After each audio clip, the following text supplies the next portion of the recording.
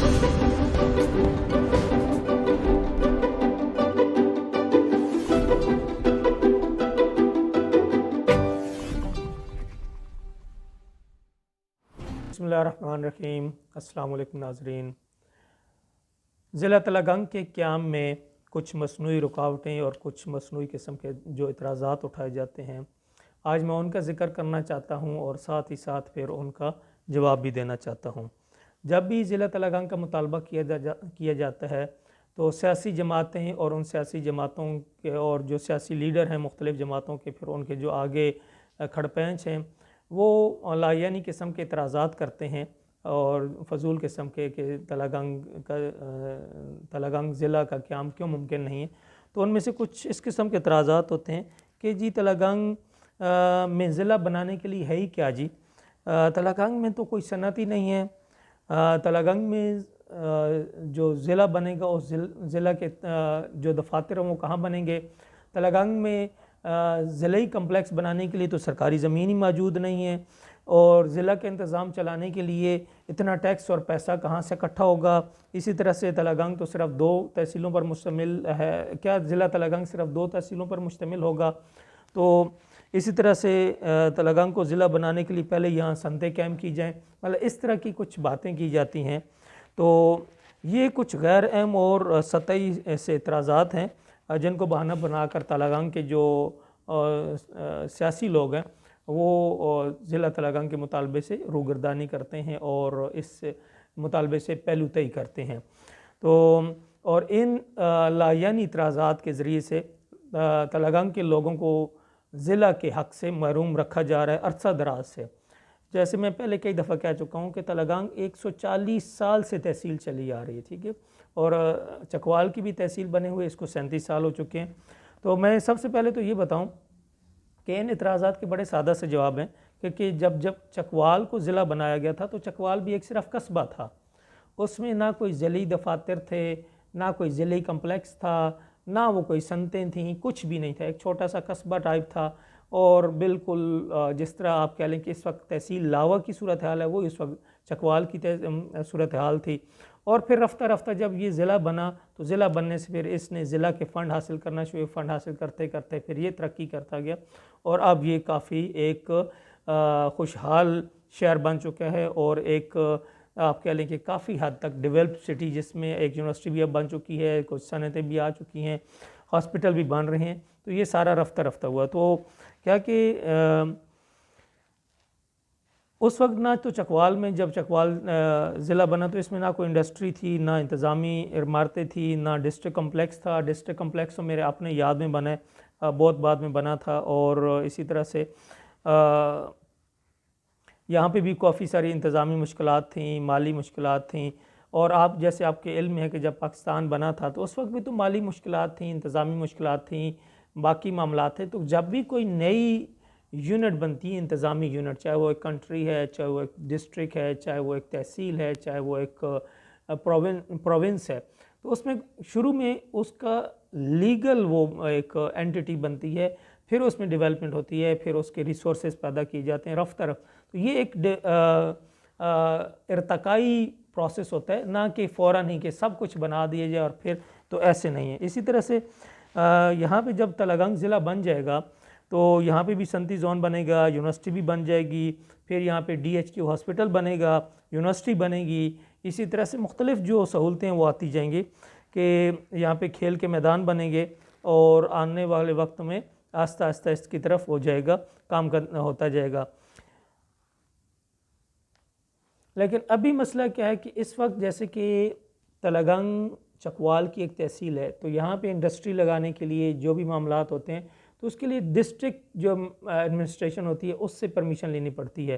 तो इस वक्त तलगंग अपने तमाम मामलात में, इंतज़ामी मामलात में चकवाल के अंडर है।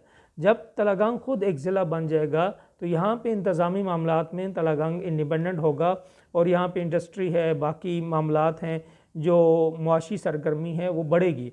और जैसे मैंने पहले कहा, हॉस्पिटल बनेगा, यूनिवर्सिटी बनेगी और उसके बाद इसका जो इंफ्रास्ट्रक्चर है उसके लिए प्रोविंस से अपना फ़ंड आएगा, ज़िले फ़ंड जो इस शहर पे इस्तेमाल होगा। तो इस तरह से तलगंग में ये चीज़ें आस्ता आस्ता आएंगी और ये बेहतरी की तरफ। अभी जैसे आप देख लें کہ جب لاوا تحصیل بنا تو لاوا میں کچھ بھی نہیں تھا، وہاں پہ کوئی تحصیل کمپلیکس نہیں تھا، کوئی ہاسپٹل نہیں تھا، لیکن اس کو تحصیل ڈکلیئر کیا گیا. پھر رفتہ رفتہ اب کام ہو رہا ہے، تقریباً آپ کہہ لیں کہ 8-10 سال لگے ہیں. تو اب وہاں پہ تحصیل کمپلیکس ہوا، پھر وہاں پہ ہاسپٹل، پھر کالجز وغیرہ اب آ رہے ہیں. تو یہ آہستہ آہستہ ایک ارتقائی پروسیس ہوتا ہے. تو تلنگانہ کے معاملے میں بھی یہ ساری چیزیں ہو جائیں گی. پھر ریونیو کا جب یہاں پہ انڈسٹری آئے گی، لازمی بات ہے ریونیو کی، جب بھی ایک ضلع بنتا ہے تو ضلع کو جو صوبائی ریونیو ہوتا ہے، جو فنڈ ہوتا ہے جو سینٹرل گورنمنٹ دیتی ہے، اس میں ہر ضلع کا ایک حصہ ہوتا ہے.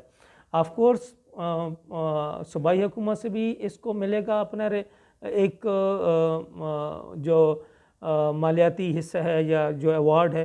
اسی طرح سے تلنگانہ جب ضلع بنتا ہے، یہاں پہ انڈسٹری لگتی ہے تو اس کا اپنا ریونیو آلریڈی بھی ہے.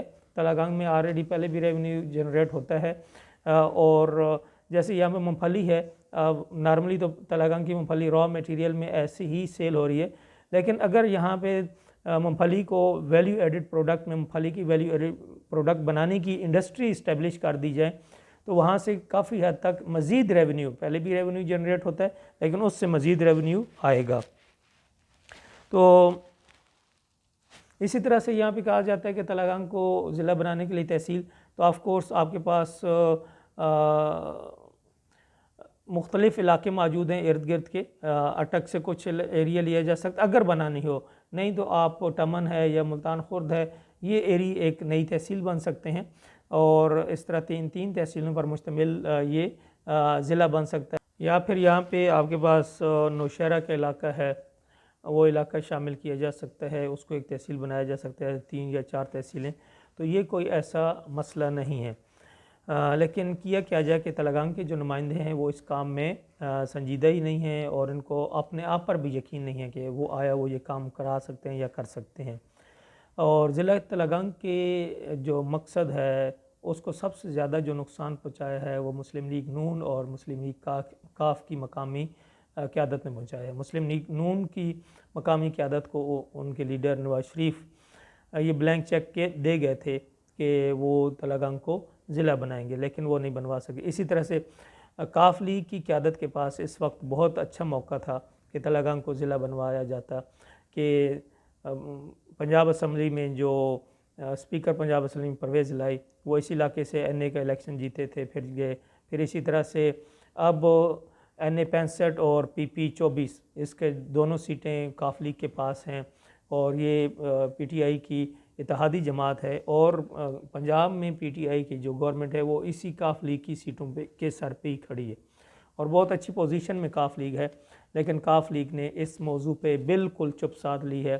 ان کے منسٹر نے یا پرویز الہی نے خود یا ان کا جو ایم این اے ہے چودھری صالح، ضلع تلنگانہ کے حوالے سے الیکشن جیتنے کے بعد انہوں نے ایک لفظ نہیں بولا، بلکہ عمار یاسر نے تو ضلع تلنگانہ کے منصوبے کو ہی ناقابل عمل قرار دے دیا. وہ تو اس بات سے منکر ہو گیا کہ وہ تو یہ کہہ رہے ہیں کہ جی تلنگانہ ضلع بن ہی نہیں سکتا. تو مطلب کہ ضلع تلنگانہ کے کاز کو اتنا بڑا نقصان کسی نے نہیں پہنچایا جتنا عمار یاسر نے پہنچایا، اور پھر نون لیگ کے مقامی قیادت نے پہنچایا. اب یہ لوگوں پر ہے، عوام پر ہے کہ آیا وہ اسی طرح سے پسماندہ رہنا چاہتے ہیں، اپنا پسماندہ علاقہ رکھنا چاہتے ہیں، تو انہی کو ووٹ دیتے رہیں، انہی کو آگے لاتے رہیں، اور تلنگانہ ایک پسماندہ تحصیل ہی رہے، اور یہاں پہ کوئی فنڈز نہ آئیں، کوئی بڑا پروجیکٹ نہ لگے. تو انہی لوگوں کو کاف لیگ کے پیچھے چلتے رہیں، نون لیگ کے پیچھے چلتے رہیں. اور وہی جو ابھی میں اس پہ الگ سے بات کروں گا کہ اس وقت جو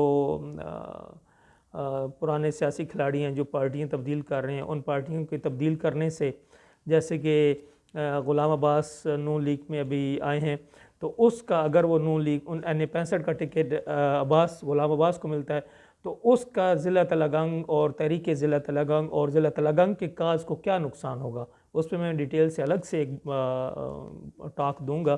لیکن ابھی میں جو بات کر رہا تھا کہ ضلع تلنگانہ کے کاز کو سب سے زیادہ نقصان کاف لیگ کی مقامی قیادت نے اور نون لیگ کی مقامی قیادت نے پہنچایا.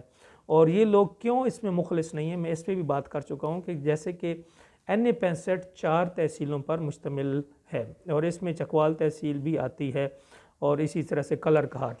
تو ان لوگوں کو یہ ڈر ہوتا ہے، کیونکہ یہ سیاستدان ہیں، ان کے اپنے مفادات ہیں، یہ ذہن میں نہ رکھیں گے یہ علاقے کے لیے، یہ خود چاہتے ہیں کہ ہم پاور میں آئیں، انہوں نے سیٹ لینی ہوتی ہے چاہے جو بھی سبز باغ دکھائیں۔ تو مسئلہ یہ ہوتا ہے کہ اگر یہ ضلع تلنگانگ کی بات کرتے ہیں تو جو چکوال کا ایریا ہے NA-65 میں اور جو کلر کھار کا، تو انہیں یہ ڈر ہوتا ہے کہ وہاں سے ہمیں ووٹ نہیں ملے گا، تو اس وجہ سے یہ پھر اپنا منہ بند رکھتے ہیں، ضلع تلنگانگ کی حمایت میں نہیں بات کرتے۔ تو ہم تو وہ لوگ ہیں جنہیں علاقے کے لوگوں کا مفاد عزیز ہے، ووٹ ملے نہ ملے، کوئی جیتے ہارے، ہمیں تو یہ بات کرنی ہے کہ تلنگانگ ضلع یہاں کے لوگوں کا حق ہے۔ اور میں بار بار کہہ رہا ہوں کہ اس ضلع تلنگانگ کے کاز کو، اس مقصد کو سب سے زیادہ نقصان نون لیگ کی مقامی قیادت اور کاف لیگ کی مقامی قیادت اور خاص طور پہ عمار یاسر نے سب سے زیادہ نقصان پہنچایا، جس نے یہ کہہ دیا کہ ضلع تلنگانگ ناقابل عمل ہے۔ ضلع تلنگانگ قابل عمل ہے، ہر لحاظ سے قابل عمل ہے، لیکن آپ لوگوں کے پاس پولیٹیکل ول نہیں ہے، آپ ضلع تلنگانگ کے لیے بات ہی نہیں کرنا چاہتے، کیونکہ آپ کے ذاتی مفادات لوگوں کے، علاقے کے، عوام کے مفادات سے اوپر ہیں، آپ کو اپنے ذاتی مفادات عزیز ہیں، اس لیے آپ نہیں بات کر رہے۔ بہرحال تو میں بات کر رہا تھا کہ یہ سب سے زیادہ نقصان انہوں نے پہنچایا، اور یقین جانے کاف لیگ کے عمار یاسر اور پرویز الہی ضلع تلنگانگ بنوانے کے بالکل پوزیشن میں تھے اور بڑی اچھی ان کی سچویشن تھی، لیکن انہوں نے اس پہ عمل نہیں کیا۔ المختصر ضلع تلنگانگ کا قیام ایک انتہائی قابل عمل منصوبہ ہے، اور تلنگانگ کے لوگوں کو اس منصوبے پر عمل درآمد کرانے کے لیے اپنے منتخب نمائندوں کو، یا آنے والے الیکشن میں جن کو یہ منتخب کریں گے، ان پر یہ دباؤ ڈالنا ہے، ان کو یہ باور کرانا ہے کہ ووٹ جو ملے گا آنے والے الیکشن میں وہ ضلع تلنگانگ کے مطالبے پر ہی ملے گا۔ اگر آپ لوگ ضلع تلنگانگ کی بات نہیں کریں گے، اگر آپ لوگ ضلع تلنگانگ کے حق میں نہیں ہیں، تو ووٹ آپ کو نہیں ملے گا۔